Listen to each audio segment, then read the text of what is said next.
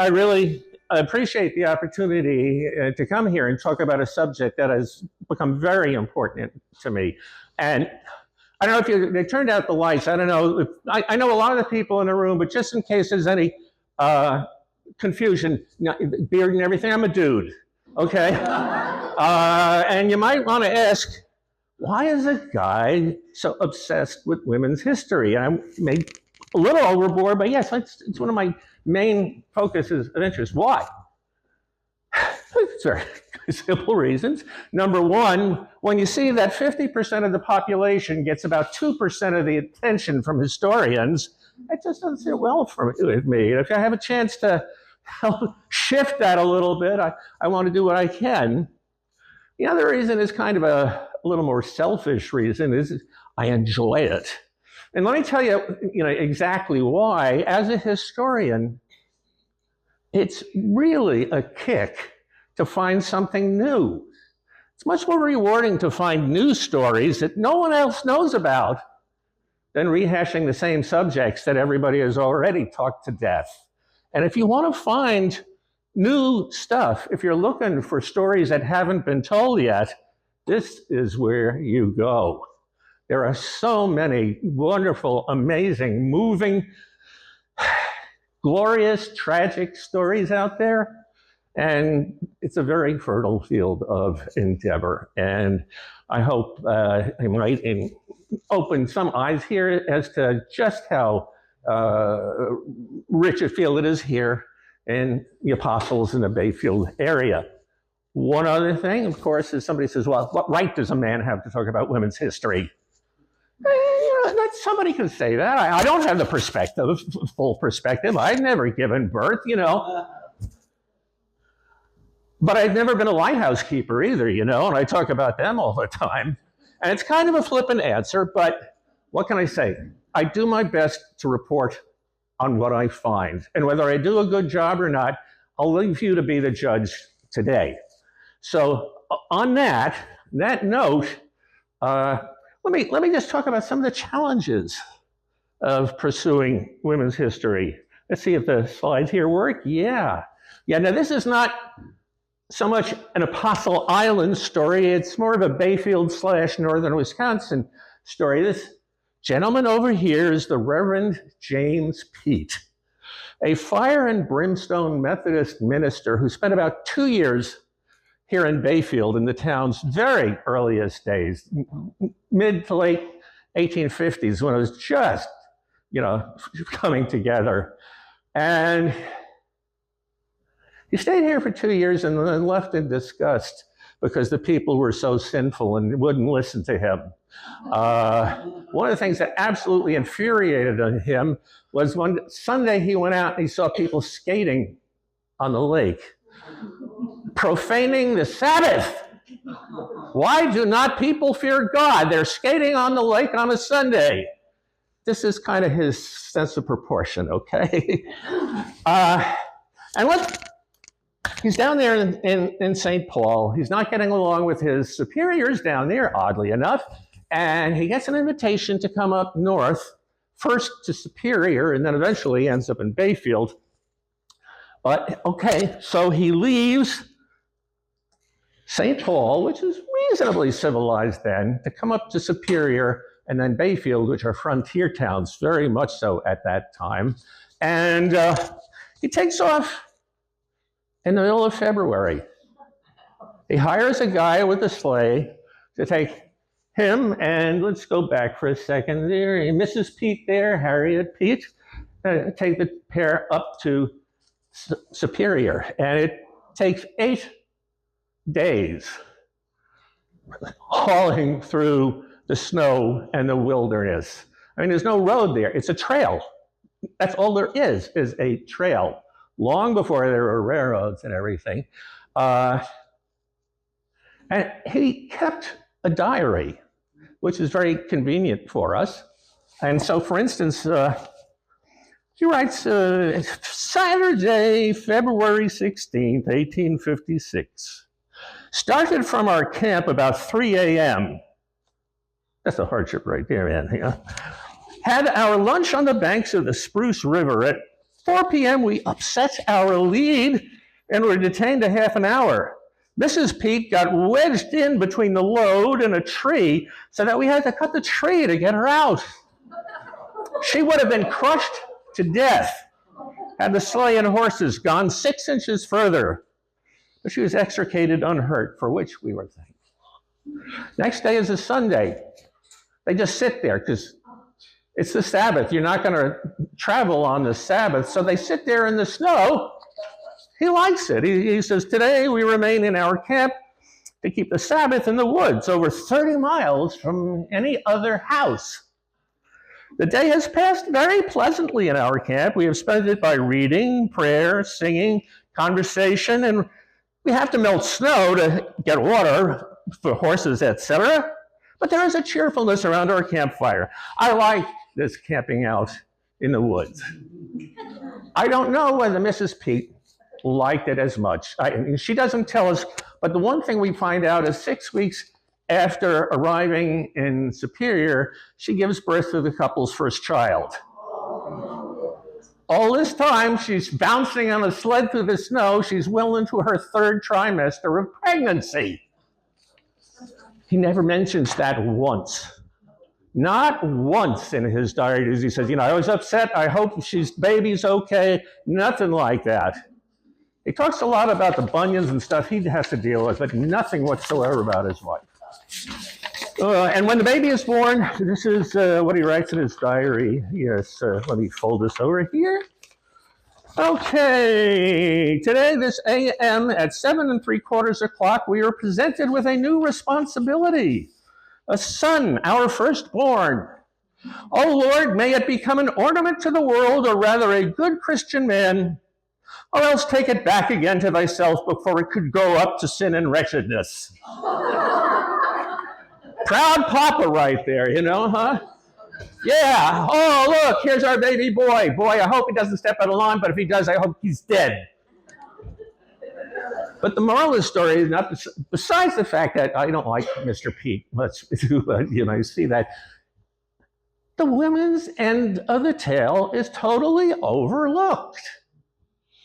And even in a source like that, you have to go hunting for, well, what was it like for the lady out there? Another example, challenges you have to deal with. Folks might know that there were quarries out on several of the Apostle Islands for a period of about 30 years at the end of the 19th century on Basswood and Hermit and Stockton Island.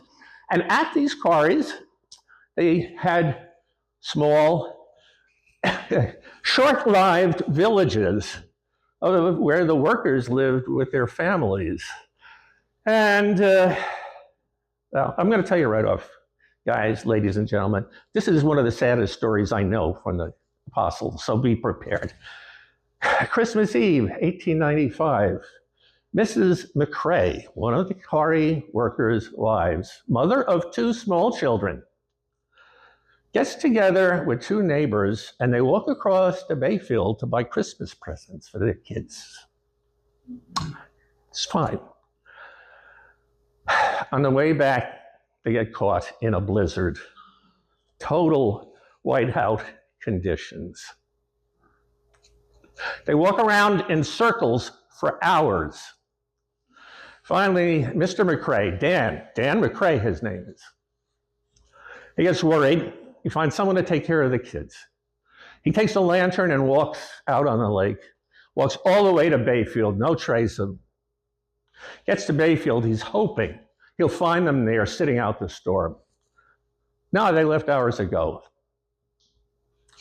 He looks out on the lake, and this time he finds them. They're all huddled together, just desperately trying to stay warm. His wife is too weak to walk. He picks her up and starts to carry her back. And depending on who's telling the story, she dies in his arms just short of the island. The other account that I've read is that she died shortly afterwards. But the thing is, whatever we know, it was one hell of a sad Christmas in that household the next day. But you know what? We don't know her name. She's Mrs. Dan McCrae, the whole thing. There's exactly 2 accounts of this. One in the Bayfield paper, one in the Ashland paper. They never mention her name. It's just always Mrs. Dan McCrae. Drives me nuts. I'm sure it could drive women nuts more. But yeah, I mean, I look all over. I've gone to the courthouse, looked for the death certificates, everything. Nothing. Whatever her name is, she's simply Mrs. McCrae. And that, of course, is a challenge. I mean, that's not the only example of that kind of hurdle. There's another one I'll tell you about a little bit later. But then again, you know what's even more difficult than finding good information on women's stories? Finding good information on Native women's stories. That's even harder because the records aren't there to a large extent. And the women whose lives and careers we know tend to be the ones who've had some sort of connection with the white person's world. For instance, this here is a woman from Madeline Island, and her name is Ozaguskade Wekwe. Now, those of you who are fluent in Ojibwe, I might have messed up a little bit, but she's better known in the white man's world as Susan Johnston. She was the daughter of a fur trader out there on Madeline Island, and she eventually married John Johnston, who was an important fur trader at Mackinac Island. And basically, he was the king of the fur trade at Mackinac Island for a long time, and it was her connections with the natives that helped them get to that position. And she gave birth to Jane Johnston Schoolcraft, or actually no, Bamawa Wageze Dubekwe. Write that down. And what makes her special? What makes Jane Johnston Schoolcraft? She married, first of all, Henry Schoolcraft, the fellow Indian agent, geologist, folklorist who brought us so much of what we know about Native Americans in this neck of the woods. But much more than that, let me tell you what her biographer wrote. Jane, what makes her so special? She was the first Native American literary writer, the first known Indian woman writer, the first known Indian poet, the first known poet to write poems in a Native American language, and the first known American Indian to write out traditional Indian stories. And her roots go right straight back here to the Apostles. She wasn't born on Madeline Island, but that's where her family was, and she spent much time there. The other thing is, Mr. Schoolcraft, her husband, wrote a 6-volume, essentially encyclopedic treatment of the Indian tribes of North America. And a lot of scholars believe she drafted a whole lot of it, but never got credit for it. And certainly, this is a woman whose name should be better known. You don't have to try and pronounce the Ojibwe name, which I probably mangled horribly. But, Jane Johnston Schoolcraft, why isn't her name up there with, other writers of the time, Nathaniel Hawthorne, James Fenimore Cooper, Herman Melville? Ought to be, I think. So, talking about, the difficulties in studying the history of women, their lives are a hell of a lot more difficult. This is, for instance, an account by Rocky Island fisherman's daughter. Some of you may know the Nelson family. This is Olive Nelson, who grew up on the island in the 30s. The island paradise that people today think it is, swimming, hiking, and playing on the beach, wasn't fun at all during the black fly and mosquito season. Mom would cook on a hot wood-burning stove, haul water in pails from the lake, and wash clothes on a scrub board. I don't think people nowadays would make it as islanders under those conditions. Okay, and if that's not strong enough, this comes from a woman down in Madison, Clara Buick Colby, was Wisconsin farm girl who became one of the group of 6 women first to be admitted as students to the University of Wisconsin. So there were 6 women in that first coeducational class, and she was one of them. Later went on to publish her own newspaper and became a very eloquent advocate of women's suffrage, get women to vote, and she died about 2 years before the constitutional amendment did that. But here's what she says: "One familiar with only the comfortable homesteads of the East can form no conception of what farming is like to the frontier woman. The houses are small, inconvenient, and finished only by degrees. She has few facilities to make her easy her care for her household and cows and her poultry. The fuel is not under cover. The water is hard to draw. Her work is heavy through lack of conveniences. The farms of the West are often an injury to the woman." Well, was that true around here? Let's ask this lady here. Her name is Alice Risley. She spent several years living on Hermit Island in the 1890s. It's hard to know exactly how much time she spent there. There's a lot of unanswered questions. We know she was there in 1896, 1897, and she kept a diary, which gives us very good idea of what she was doing for the period that the diary covers, 1896 and 1897. She mentions in it a couple times hints that she's been on the island already several years, but we can't tell exactly how long. I'm not even 100% sure what she was doing out there. I believe her husband, from the accounts in her diary, at least did some fishing. Whether he was a full-time commercial fisherman, it's kind of unclear. The other thing is, in her diary, she basically rarely uses names. She's always using initials. S came by today, and she and I talked with E for quite a while. Who are these people?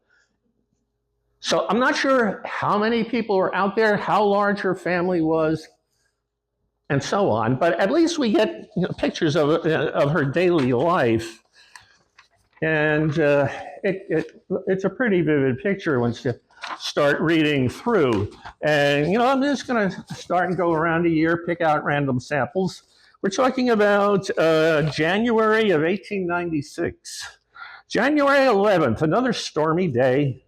The wind has blown a helicane. Like, what that word? I had to go out and do the chores, carry hay, carry water to Bess. I'm pretty sure Bess was a cow. Feed the pigs. This is about all I could do to get through the snow. It has drifted bad. The paths fill in faster than I can clean them out. It's growing very much colder toward night. The water was gone last night, so I had to melt snow. And it's so cold and dry, there's hardly no water in it. Yeah, that's how she got drinking water, melting snow. January 12th, the next day, a very cold and windy time. Snows and blows like the devil all the time. Last night was the coldest night yet this winter. Terrible cold. I can hardly keep from freezing plowing around in the snow. If the wind would go down, it wouldn't be quite so bad. I am getting so lame from tugging around that I can hardly move. Hopefully the men or Fred will get back so he can do the chores before I fail. Today it is dreadful cold. January 13th. Very calm this afternoon. Sun shone for a wonder. Ice all around, out from the other side of the dock, clear across to Madeline. I've been trying to get around to sew some, but it seems I can't do anything but chores. Ironed my clothes and made 2 mince pies and read a few stories, short ones. So at least we know she had a little time for herself and sit and read for a while. January 23rd, cloudy all day, quite windy. Looks like a storm. I've washed Fred's clothes today and my arms are so lame, can hardly move them. February 18th. He went up to Bayfield this morning. I don't know who was, but he went up to Bayfield this morning. I am sick and have been for 2 or 3 days. I am fixing up an old coat in what time I can work. April 1st. It's been an awful stormy day. Stormed and blowed all day. The wind blew so hard I did not sleep any. Was afraid the wood would blow, the roof would blow off, excuse me. The wind blows some tonight and snow has drifted bad in places. April 2, Earl went to B, probably Bayfield, with the horse early this morning. My back has been so bad all day that I could not sit up but a little. Pains me horribly. Look at this. I had to crawl up to the barn to let Bess out. Thought I could never get back. April 30th. Wind blew very hard last night. Today till towards night. Blowing from the north for the last 2 or 3 days. I have been ironing and mending today, and my work has gotten all behind before I've gotten too miserable to do anything. So yeah, it doesn't sound like she was having a whole lot of fun out there. May 10th, the men have not come back yet. This has been a very lonesome Sunday. And it's dark. It's been a terrible hot day. I put on the window screens downstairs today. The mosquitoes are plenty this evening. May 15th, the men came back, about 1. I had to get dinner for them, but I did not have water to scrub with. No water. May 26th, rained last night, this morning again, and every day. I was sick of bed all day yesterday. Feel very bad today. I'm sick all the time. June 6th, I'm very lonesome since Ella and Lee went. Nobody to speak to. June 19th, terrible hot all day. But listen to this. Ella, Lady Hogue, and myself, and some of the male bums. She uses that a lot. I don't know exactly what she means by it. Some of the male bums went to Bayfield. It is the first time that I've been over there for 3 years. Okay, so we figure she's on the island for 3 years. This is the first time she's been off? Unthinkable. I got myself a new hat. We did not get back until midnight. July 4th, big celebration. The men go to town, apparently leave her behind on the island, but there's a surprise for her. I got up at 5 o'clock this morning, got breakfast for them to start early to Ashland for the celebration. Earl brought me home a new corset. Cost $1. Okay, August 12th. Begun to rain last night and part of the night. She's got some company. About noon, the Lucille came over with a big crowd from the German Lutheran Sunday School. They acted like a mess of hogs. And we can go on until finally we get August 7th, 1897. We fixed up things and left the island for good. And she goes to Ashland and spends several years there and then lose track of her entirely. I'm hoping to find more information about her one of these days, but she kind of disappears off the radar screen there. That's life in the 1890s. Let's jump ahead a bit. We're talking the 1930s now. This is Olga Hadland, mother of a couple guys you might know. Some of you, I am sure you will know, Harvey and Cliff Hadland. Harvey's work is all around this museum here, and his ship models and all. But this is a photo taken of her at Rocky Island, where her husband had a fish camp for many years, but he did start out there on Rocky Island, and they started out the fish camp on the south end of Outer Island, and the accommodations weren't nearly so nice as what you're seeing here. Harvey wrote a brief memoir, and he talked about what it was like for him there at Outer Island, and he was about 5 or 6 years old at the time, and he has a good memory.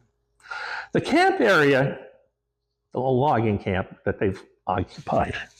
The camp area consisted of several small cabins, one built of logs and several others of lumber and covered with black tar paper. One had been used as living quarters for the man and wife crew who did the washing for the loggers. This became our home for part of our first summer on the island. Nestled in a grove of large pines, it gave some shelter from off-lake winds. This place, however, was very inconvenient, being so far from the shoreline. Water had to be carried up from the beach in pails. There was no means of keeping perishable food other than a root cellar outside the cabin door. Bats always seemed to get in behind those covers, and their chirping and scratching was constant entertainment during the night. When it rained, the roof leaked in a number of places, and on windy nights, tree branches sent a constant shower of rain against the walls, making for a regular symphony day or night. But she did have time to have fun with the kids. Putting aside, and this is Harvey still writing, putting aside what else had to be done, one day my mother decided to go on a hike up to the lumber camp. Now picture Outer Island, it's 7 miles, one end to the other.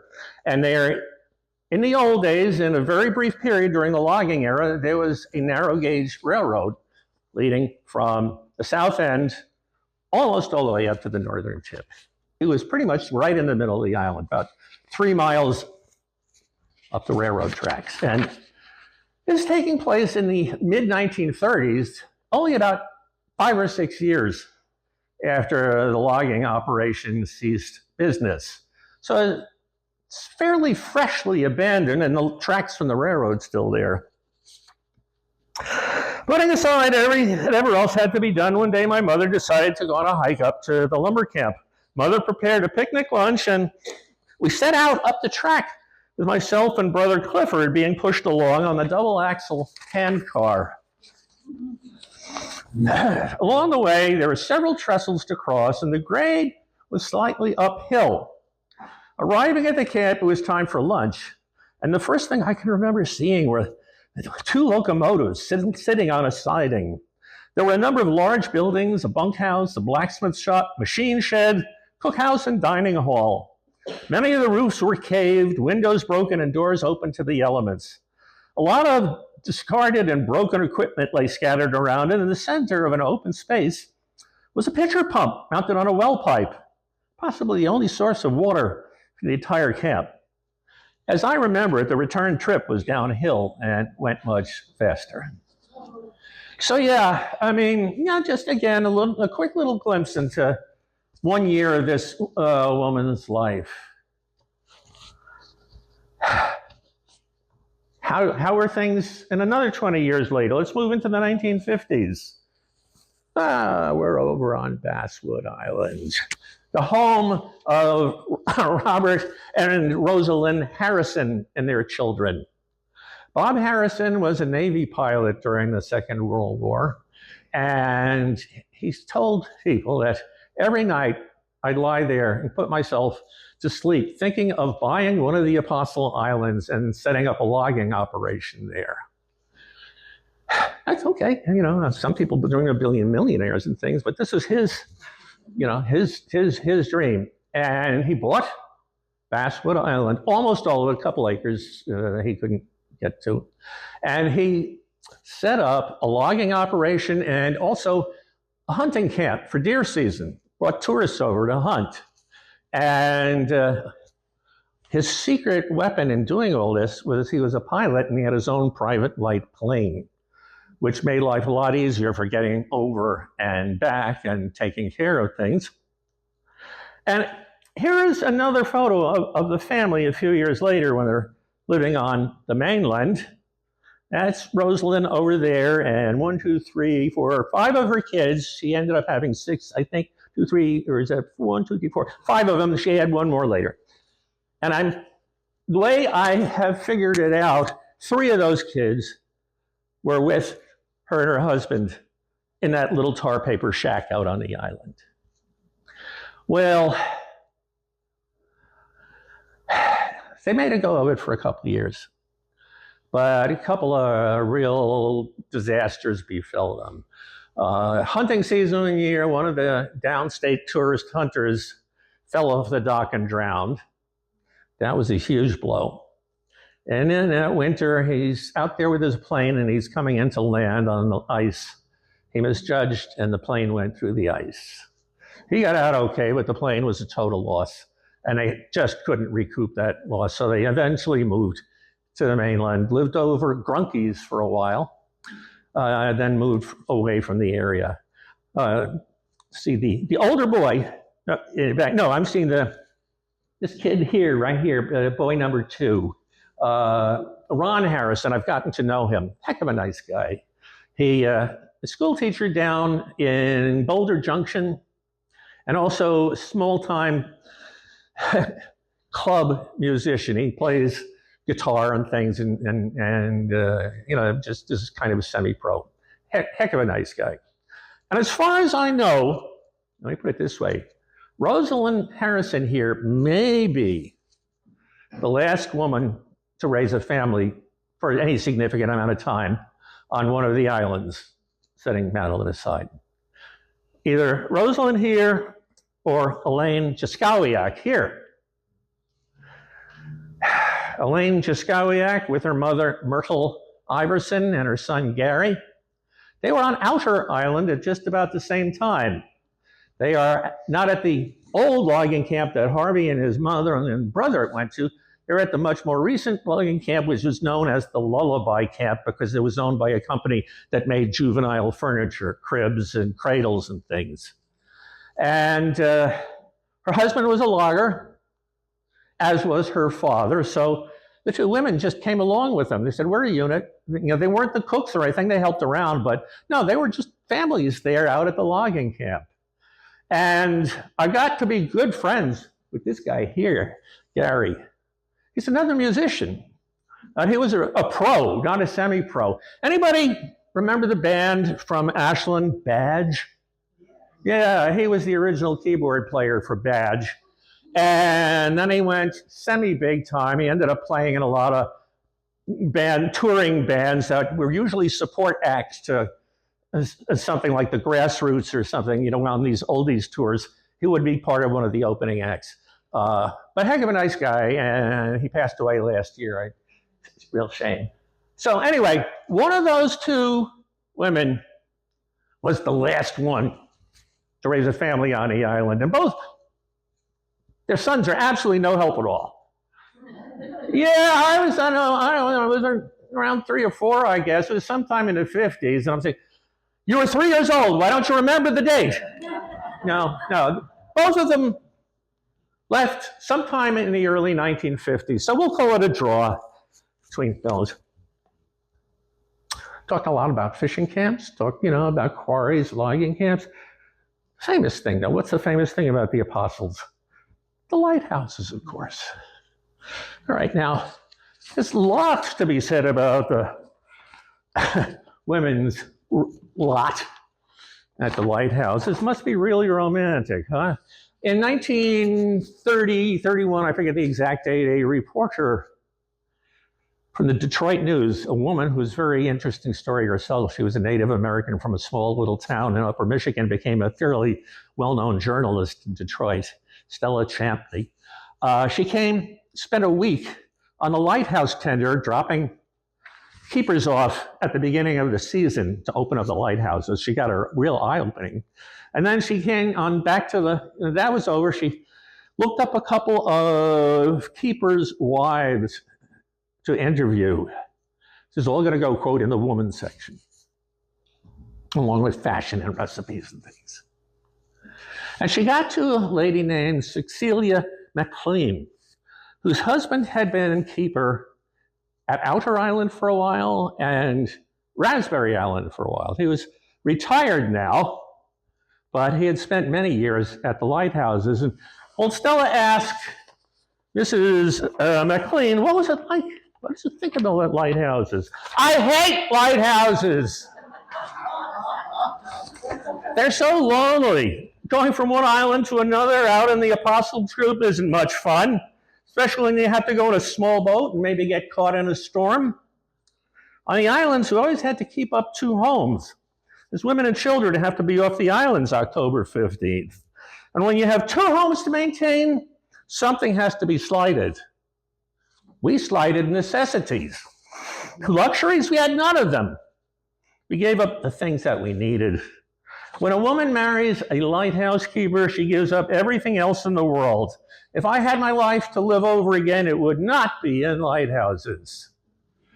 Okay, you want to tell us how you really think, Mrs. McLean? Okay. So yeah, that's Cecilia McLean. Was everybody feeling like that? Well, let's talk to a lighthouse keeper's daughter doesn't say too much about how she felt, but she talks about one episode in her mother's life out there. One summer, the lighthouse service had sent a crew of 10 men out to the island for some big jobs that had to be done. They asked my mother if she would fix the meals for them. She said yes, she would. The crew was there for 9 or 10 weeks, all summer, she said. She was in the kitchen from 5 a.m. till 10 p.m. at night every day. She said she baked 10 loaves of bread every other day. In those days, it was a wood or coal kitchen range. After the crew left and we settled down to normal life, the lighthouse service sent Mother a nice complimentary letter, thanking her and saying the crew spoke highly of the excellent meals she made for them.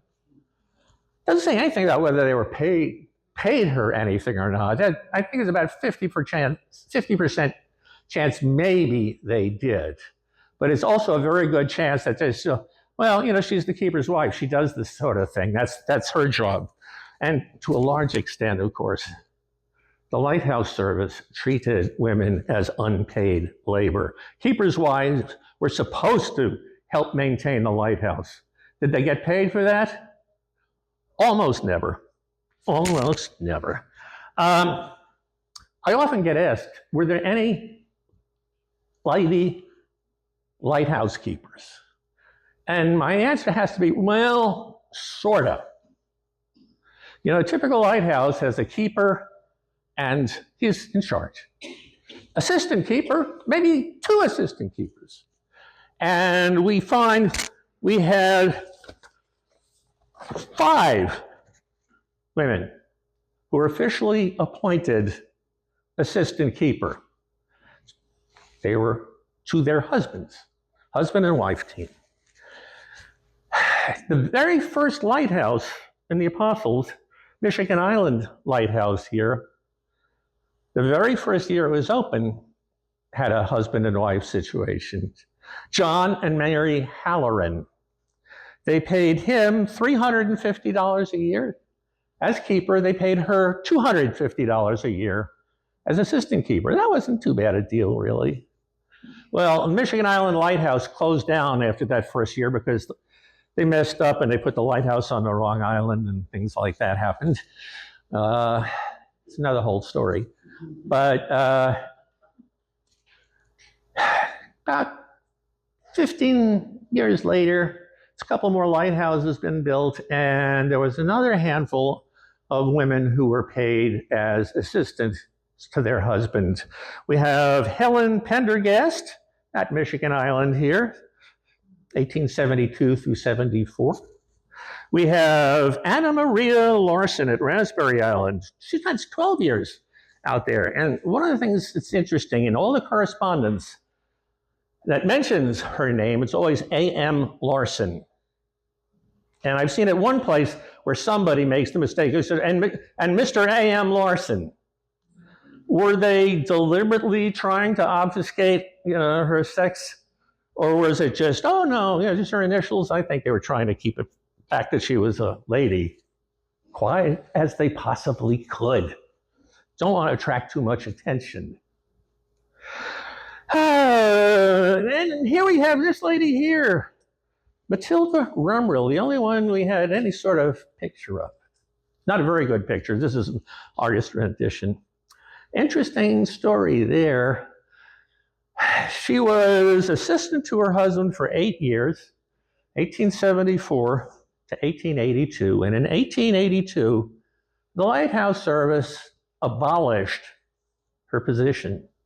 We don't really need an assistant keeper at that little lighthouse. So they abolished her position, and that cut the family's income very substantially. And the unwritten assumption was, she's going to be doing the work anyway, why pay? And in that year, there were a number of assistant lighthouse keeper positions eliminated across the Great Lakes. And in many cases, it was a woman keeper's wife. I've heard it asserted that this was a deliberate effort by the Lighthouse Board to get rid of female keepers, assistants. I'm not convinced of that. The lighthouse board was notoriously cheap. I just think they were being skinflints and saying, we can get labor for free, why not? Well, the Rumrills didn't put up with that. They basically said, take this job and shove it. And he quit the lighthouse service. They eventually ended up out on the West Coast. But I got to tell, here's another sad story. Until the Rumrill had 6 kids, she outlived 4 of them. Her 17-year-old son drowned while they were out there on Michigan Island. They had a boat moored off the dock. He went to swim out and get it, got a cramp or whatever, didn't come back up. So a few years later, they had a 14-year-old daughter die of pneumonia. Rough life. Rough life. Let's look at another lighthouse keeper's wife, though. Over on Raspberry Island. This is the way it looked in those days before the renovations in the early 1900s. This is the original form of the Raspberry Island Lighthouse. And for a while, a gentleman named Francis Yocker was the keeper there. And here is his wife, who in English went by Catherine Yocker, but in her native Ojibwe, she was Ikwesens, simply means little girl. Francis met her on the Upper Peninsula. His brother was a Catholic priest who had established a mission there. Francis spent some time as the clerk in the trading post at that mission. And he liked to shoot the breeze with the old men. In the winter, the old guys would come in, sit around the stove, and just talk. Francis was a scholarly type. He eventually learned to speak the Ojibwe language. He was born in Germany, came over here, followed his brother. So he spoke English, German, and Ojibwe. Very few white people could speak Ojibwe in those days. Today, too. And he's hanging around, talking to the old men, collecting their stories. And finally, one of the old guys says, you know, Francis, you're not getting any younger. You really ought to think about finding a wife and settling down. Francis thinks, well, you know, you're right. Tell you what I'll do. Next woman who comes in, I'm going to propose to her. This is the story he tells. Is it true? I don't know. In comes young Ikwesens. You know, she's going to looking to get, you know, coffee and whatever, Staples or whatever, the latest copy of People magazine, I don't know. And she gets a surprise. Well, one thing led to another, and they married and raised a family of 6 kids who spoke in a trilingual household. Francis was a fascinating character, a genuine Renaissance man, a scholar, a folklorist, an artist. He wasn't much of a lighthouse keeper, though, but he did. He got a job as a lighthouse keeper. They had a farm of their own for a while, and they realized we got to get more cash coming in. The sons are now old enough to help run the farm with mom, so he decides he got some influential friends. They get him a job as the lighthouse keeper on Raspberry Island. He doesn't know squat about running a lighthouse, but he figures he'll learn on a job. He gets out to the lighthouse and he's wow, this is glorious. Such isolation. I'm going to be able to write my essays and journal articles. I'll be able to compose. I'll be able to do artwork. And that worked out pretty well for a while. As autumn came on, the nights get longer, and he's got to stay up longer tending the light, and it's getting more work. And the other thing that preys on his mind is, out here by myself, something happened. I'd be up the creek. And he writes a request, send up through the chain. We need an assistant keeper here. And he says, should something happen, I would, be in great difficulty, something to that effect. Well, his words came true. In September, long story, I'll cut it short. He's got his boat tied to the dock, and all of a sudden the weather goes to hell, and his storm comes in, and the boat is now being beat to death at the dock at the foot of the bluff by the lighthouse. So he says, okay, I'll move it around to the boathouse on the other side of the island. It was sheltered, which he should have done anyway, hours before. But okay, give him a break. He takes the boat around. He can't handle it. The wind is too strong. He's blown all the way to Oak Island and cast away on the beach. And he spends several days out there because the storm never lets up. And he's basically reconciled himself, I'm going to die here. I wonder if it'll be painful. I wonder if my body will receive a proper burial. And he thought on that for a while, and he says, well, sooner or later, someone will notice that the light has not been lit, and they'll start searching, and they'll find the remains of the boat, and yes, I'll get a decent burial. And your most comforting prospect is, okay, at least I'll get a nice burial. That means you're in a world of hurt. But he wasn't. He didn't know it. But at that very time, his wife, 100 miles away in Michigan, says to a couple of the boys, you know what, let's go surprise Papa with a visit. And they make their way 100 miles to the primitive roads there to Red Cliff, and being native, easily gets a ride across to Raspberry. Come to Lighthouse and no Papa. You know, his supper is still out on the table. The light is burned out. She sends the kids, the young men, off back with the guy who ferried them and says, you know, get help. What does she do next? She climbs up into the tower and figures out how to light the lantern. That was her first thought. I don't want any ships running aground. I want to make sure the sailors are safe. She's got this humongous weight on her shoulders of her husband missing. First thought is to go up and get that light back into service. Regular hero, that lady, as far as I'm concerned. Well, one thing leads to another.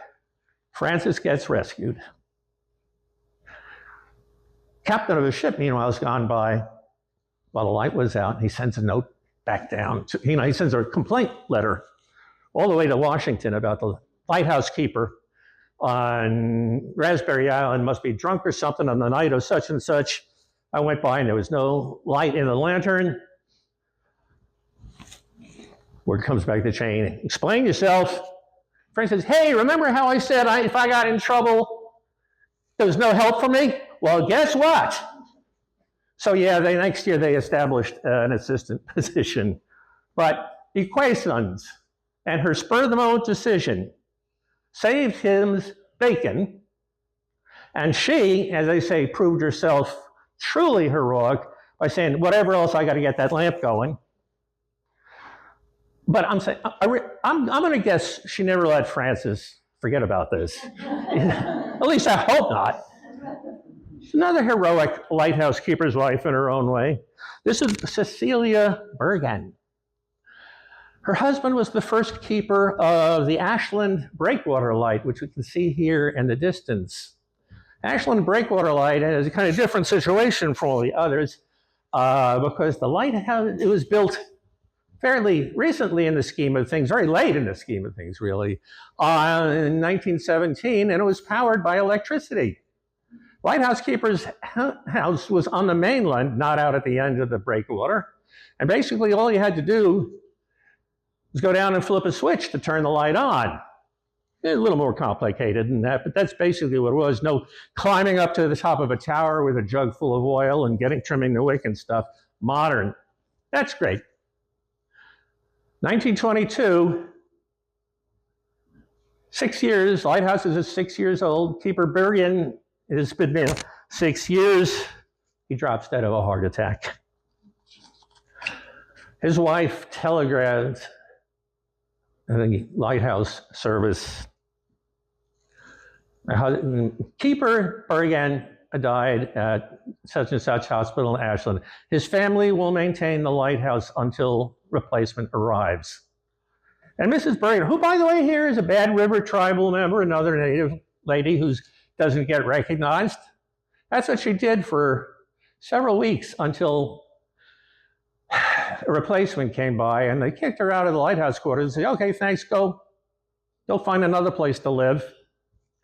So yeah, it's kind of tough, kind of rough. Lighthouses, they're fascinating places, and there's so many stories about them. All sorts of things that happen in the lighthouses, shipwrecks and stuff, and something else. Babies. At least 7 babies were born at the light stations, probably 8. An outer island here, population explosion central for the Apostle Islands lights. Half of the babies born at Apostle Islands lighthouses were born at the one that was the furthest and most remote of all of them. What that suggests, I'll let you make up your mind, that Henrietta Cookly, keeper's wife there, gave birth to 3 children in 4 years at that lighthouse. And then there were 2 babies born at Sand Island, one to Mrs. Letterly, one to Mrs. Luick, the 2 keepers in succession. Helen Pendergast gave birth to a son, Charles, on Michigan Island, who died at 3 months of age. Infant mortality in those days. Martha Atkinson gave birth to a daughter, Alice, on Michigan Island in 1871.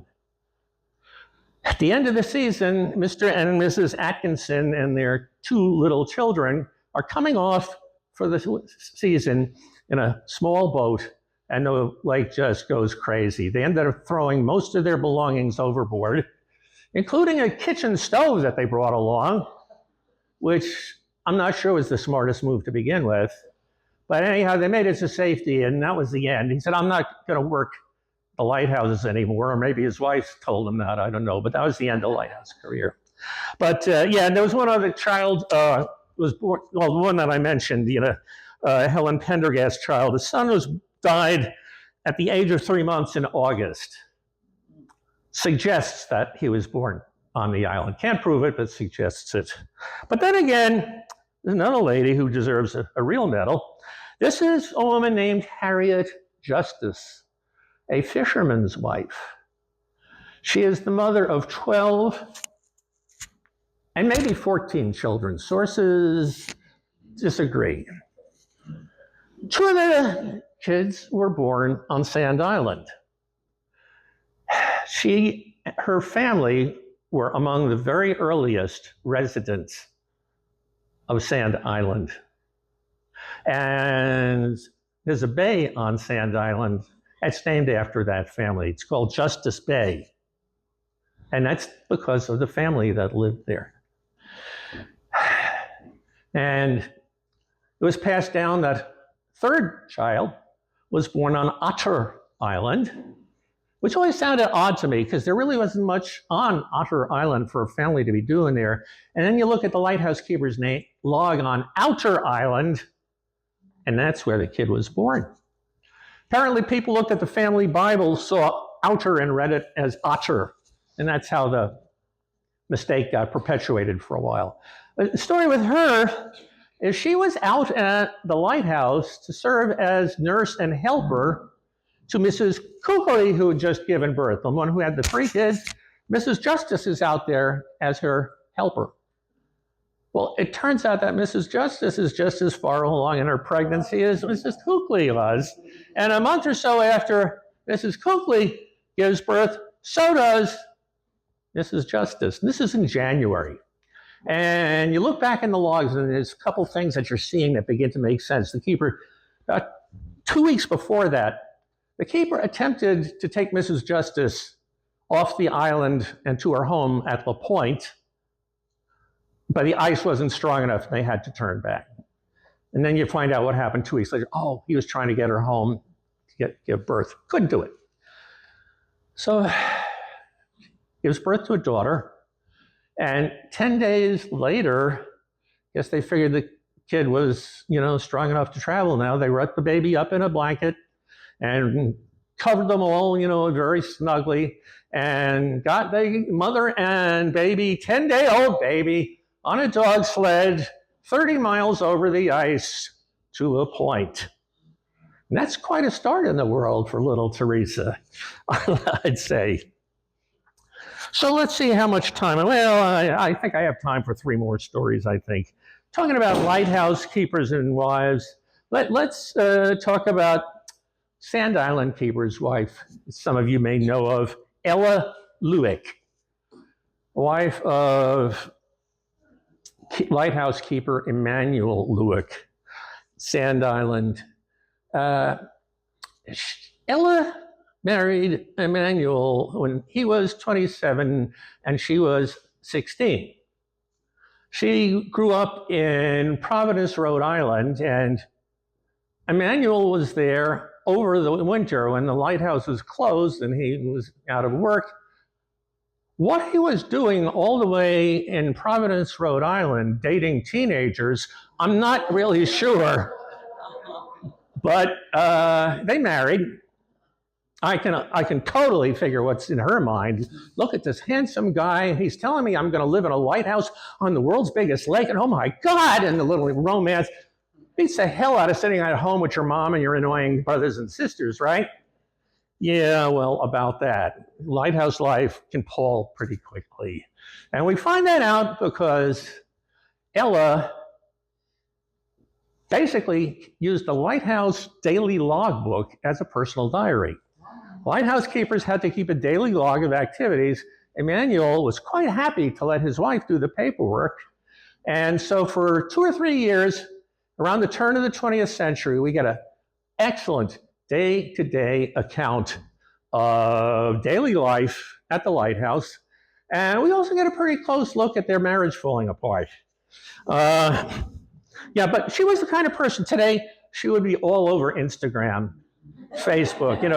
She chronicled everything, and which is very fortunate for us. And she was not afraid to speak her mind. Here we go. Sunday, August 1st, 1901, southwest breeze clear. At 1 p.m., the steamer Samuel Barker arrived with a large party of excursioners out from Ashland and Washburn and Bayfield. At 2:30 p.m., they left after destroying our flowers. Another year, 4th of July. Emmanuel has left his wife to tend the lighthouse alone while he goes to the mainland for supplies and mail and things. Emmanuel went to the mainland a lot, probably twice as often as any other lighthouse keeper I've seen. And they say, "Oh, do you have a girlfriend over there or something?" I think no. He was in love with his camera. He was an absolute photography fanatic, and he was talented as hell. He was a very talented, semi-professional photographer, and I think that's what he was doing over on the mainland. Taking exposures and developing negatives. But there's Ella, meanwhile, sitting alone on the 4th of July, which is a much bigger holiday then than it is now. And the only person she can celebrate with is her husband's teenage niece, who's over for a visit. And Ella is 19 and the niece is 16, so they have, get along pretty well. And she writes, "Calm until noon when it began to blow from the northeast. After attending to the lamps and the housework, Emma and I proceeded to celebrate by firing off some firecrackers and torpedoes and having as good a time as was possible. The best, however, is a very poor imitation of a 4th. She's bored. Hardly blame her. Some interesting little vignettes. For one thing, for example, they kept chickens and they were absolutely, rabidly anti-hawk. It was like a cartoon, Elmer Fudd chasing around with a shotgun. That was Mr. Luick and the hawks. And he writes, for example, October 8th, 1898. This morning, that big hawk came and lit on the chicken fence again. He must be bulletproof or else he carries a hoodoo. So Mr. Luick shot at him twice, and neither shot took effect. Okay, another October. Once again, she's alone at the lighthouse. Tuesday, October 16th, 1900. About 10 o'clock, I went out to see if all was right. Not a chicken was in sight, but there in the duck yard was Mr. Hawk. feasting on one of my nice ducks. He has a very dainty appetite, and chicken was not delicate enough. I came in and got the gun. I was very careful to pick out the lightest load I could find. I was afraid the gun would kick. Going carefully back, I got within 10 yards of him and fired, and I hit him. I was very much surprised. It was the first time I ever shot at anything. Now, I'm a friend of birds of prey, so it's kind of hard to get into that. But on the other hand, put yourself in her shoes. She's right to feel pretty good about things, right? Speaking of leaving her alone at the lighthouse, again, here we go. Sunday, September 7th, 1899. Mr. Luick left the station to go to Bayfield. It is the first time I was over here alone on a Sunday. The next day, nothing happened until about 1 o'clock this afternoon when I was sewing at the machine. I run the needle through the end of my second finger on my left hand, tearing about half the nail off and cutting my finger through in 2 places. It was not very painful, but I fainted twice from nervousness. That poor girl. Nobody help with the bandage, nothing like that. Nobody to commiserate with her. She's just sitting out there. Geez Louise. Sometimes there's something happy going on. Louis are fairly good friends with some of the neighboring fishermen, and on May 17th, 1900, Louis Moe returned from town and reported of his wife, Mrs. L. Moe, again, no first name, except I happen to know it in this case, reported of his wife giving birth to a child on the steamer Barker at about 6 o'clock Monday as they were on their way to town. Yes, this little girl here, Marie Moe, was born on a boat trying to get her mom to Bayfield as quick as possible. Didn't make it. Marie was born on a boat. Marie died at 17 of appendicitis out there on the island. Another sad story. Well, Ella continues. Life continues at the lighthouse. Takes care of things. And then one day, it's late in the season, and they're waiting to get off the island. The lighthouse is closed for the season. Lighthouse service is going to send around a boat to pick them up, but they can't be sure when. And there's no cell phones, no two-way radios out there. They just know they have to be ready to leave at a moment's notice on this date or afterwards. So she writes on November 13th, 1898, I haven't anything whatever to do. Everything's closed over. I haven't anything whatever to do, and the time goes slowly. Thursday, November 24th. Mr. Luick built a hand sleigh and a wheel for his wheelbarrow. The boat did not come down, so I'm doing nothing for another day. Saturday, November 25th. Mr. Luick has nothing to do, so he can help me do nothing. Smart. Well, the boat finally showed up the next day, and at 11 o'clock a.m., keeper and wife left station on the tug R.W. Curry.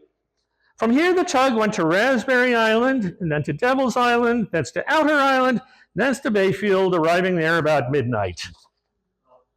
Did you catch the times? Left Sand Island at 11 in the morning, took a cruise, scenic cruise to the Apostles for 13 hours in a terrible gale, and finally got in at midnight. And once they get into Bayfield, they've probably got a room at a boarding house somewhere. They're not going to find mints on the pillow and that kind of stuff. So it was a rough life. And you know what happens? In May 1905, you see an entry in the logbook. Mrs. Luick left for Bayfield on the steamer Hunter. And we never see her name in the logbook again. The next year, their divorce papers are finalized in the courthouse. And for the longest time, she pretty much was gone off the radar screen. She's 26 years old. What happened to her? And there's some clues that said she might have gone to nursing school. And I'm thinking, that's something possible. What other professions were there for a single woman? That's Guess what? She did. She went to nursing school, got her RN, and worked as a nurse for the next 30 years. We have one glimpse of her life after the lighthouse. She remarried a man named Mr. Gordon. And a few years ago, the Providence Journal newspaper put his whole archive online for subscribers. I didn't waste any time subscribing to that, and I started hunting through their archives for any mention of Gertrude Gordon. Not a word. And I go, oh! Look for Mrs. Timothy Gordon. There she was. 1933, I think it was, a plane crashes very close to her home. Mrs. Timothy Gordon, a nurse who lived nearby, came and aided the victims. So, yeah, we see her once more and she's helping someone, which is kind of nice. This lady here, some of you I know in this room will know her personally, Gertrude Wellisch. Kind of a pistol. She was a woman from a well-to-do St. Paul family, not mega rich, but well-to-do. Her father got with a bunch of friends and went in on this nice Adirondack-style lodge on the west shore of Sand Island, named it the West Bay Lodge. And Gertrude spent her summers there as a teenager, fell in love with the island.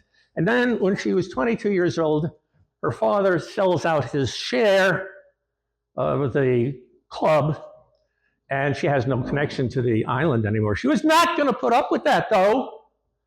That was not our Gertrude. Nuh-uh. At this point, she's graduated from college. She's working as a school teacher. That time was just the time when the Sand Island Lighthouse was automated. The Sand Island Lighthouse was the first lighthouse in the Apostles to get rid of its keeper in favor of a machine. Ella gets a bright idea, and she spends a couple of years writing letters and pulling influence wherever she can. And in 1926, government agrees to rent her the lighthouse. $25 a year, you take care of the building. They took care of, she wasn't responsible for the light. That was, auto-illuminated light was still the service's responsibility. But for the next 13 years, she occupied the lighthouse and maintained it. And of course, she had help from her friends. Oh, you'll notice, by the way, she identified with the role. She tried to dress as closely to a lighthouse keeper as she could, with the sailor suit outfit. But yeah, oops, double there. She worked hard keeping the place up. She had help from a lot of friends. And for 13 years, she took care of that empty lighthouse. And then the government changed policy and said, no, we're not going to renew the lease anymore. And she was brokenhearted. And she wrote, she said, she wanted to buy it, but she couldn't afford it on a school teacher's salary. But she wrote in a letter asking for reconsideration, I have kept the lighthouse from becoming a ruin. And she was absolutely right, folks. Government walked away from that lighthouse. And if you see what happens to an unoccupied building around here, they fall apart. It was Gertrude Wellisch who kept that lighthouse going, kept the roof painted, kept it maintained, and then a few years later, the government changes its mind again, and there was a succession of private residents leasing the lighthouse until finally in 1970, along comes the Apostle Islands and the lakeshore. For 50 years, it wasn't the government. It was private citizens who took care of that lighthouse, and it was Gertrude's idea. She's one of my heroes. Now, what does she do, though? She no longer has a connection. The island, the hell with that, she sure does. This time she's got enough money. She buys a plot of land over on East Bay where all the fishermen, Norwegian immigrant fishermen and their families are. And she has a cottage built for herself, which she named Plenty Charm. It's just a little gem of a building. And then you go into the small living room and you see this glorious view of the lake. And for the next about 25 years, every summer she and her partner would stay out there on the island at Plenty Charm. Yes, and She was part of a same-sex couple, and out there on Sand Island, even in those old days, didn't raise an eyebrow. Doesn't matter who you are, who you love, if you're an islander, that's what counts. I like that idea. One more story, and then I'll let you folks go. I've already run over, and I apologize. But there's an interesting lady here out at Michigan Island. Her name is Anna Maria Carlson. Immigrant from Sweden. I'm sorry, you Norwegians over here. But yeah, she came from Sweden, as did her husband, Robert Carlson. Anna grew up in Chicago. And when Robert got a job with the lighthouse service, then they moved to, at first, Outer Island, where he became the assistant keeper. She was a fish out of water, and she said as much. She talked to the same reporter that Cecilia Carlson did, and she told the story of, what it was like at the lighthouse for her. And she said, I was a city girl. This was all very strange to me. And she keeps coming back to this theme. I was a city girl. Well, Robert eventually gets a promotion to the head keeper at Michigan Island. And he hires his brother to be assistant keeper. And one autumn, they go out there, 1893. They go out there, they're going to spend the winter on the island.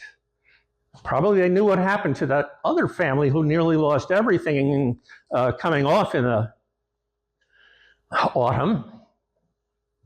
And by now, they've got a family, little girl and two boys. This formal photo was taken a couple years after the incident I'm talking about. We're looking at a time now when Celia over here is 2 years old, and the twin boys were only 9 months old. So, infants in their cradles. And they're out there on the island. It's either late February or early March, going by the age of the kids. And Robert and his brother are going to go out fishing on the ice. They weren't just doing this fun. This is part of their plan. We'll supplement the diet with the fish that we catch. Fine with Anna. As a matter of fact, Robert had been a commercial fisherman back home in Sweden. So he knew his way around. And Anna takes care of the chores, feeds the kids lunch, starts making dinner for the men, starts looking at the clock. When the men come in, they're taking longer than usual. And she waits, puts the kids to bed, and she waits, and she waits. And she sits up all night waiting for the men to come home. And she said later, this was the longest night of my life. And by the time morning broke, she realized her husband would never come back. Stuff like that happens on the lake, even to people who know their way around fishing. What's she going to do? She's out there on the island, all by herself with 3 little kids. Nobody is going to be even missing them for the next couple of months. It's February, March, whatever. Nobody's expecting the lighthouse to go on. No, there's not going to be any boats going by. She is completely abandoned, and she is responsible for keeping herself and her 3 very young children alive. Talk about feeling hopeless, I would think. Now, she gets her act together. First thing she needs to do, the kids need their milk. They have a cow, but her husband was the one who did all the milking. I was a city girl, she tells the reporter. I had never milked a cow.